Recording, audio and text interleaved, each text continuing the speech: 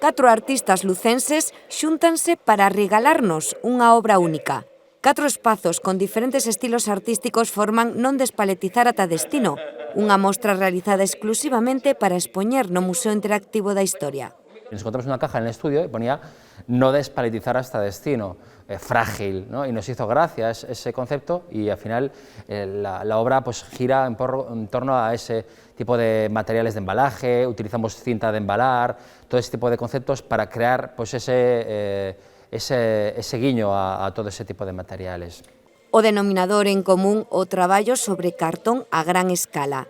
Lo más curioso de esta exposición es el cartón.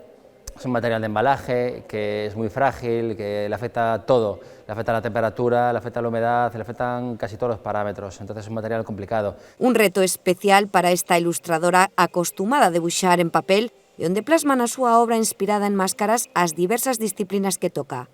En este caso se me ocurrió hacer piezas como de cerámica, porque también hago cerámica, entonces es como un poco lo que me pilló en este momento, que me permitía pues, pues jugar o hacer un pouco o experimento. Experimentos que saltan a outro lado da parede coa obra de Cuchillo.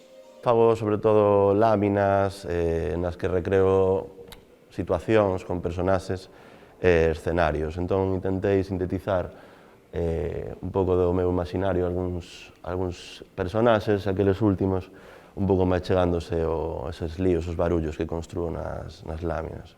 E transformacións creativas como as que viviu esta pintora.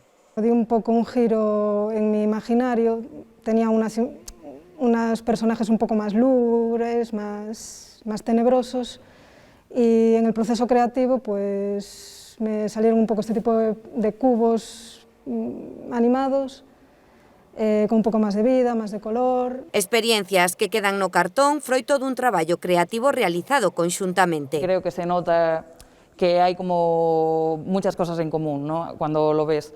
Y creo que eso se ve cuando lo ves, ¿no? Que nos divertimos, que lo disfrutamos y creo que por eso también pues, la gente lo disfruta cuando lo ve. A mostra está a ter moi boa aceptación entre os lucenses. Estará exposta ata o 11 de xuño.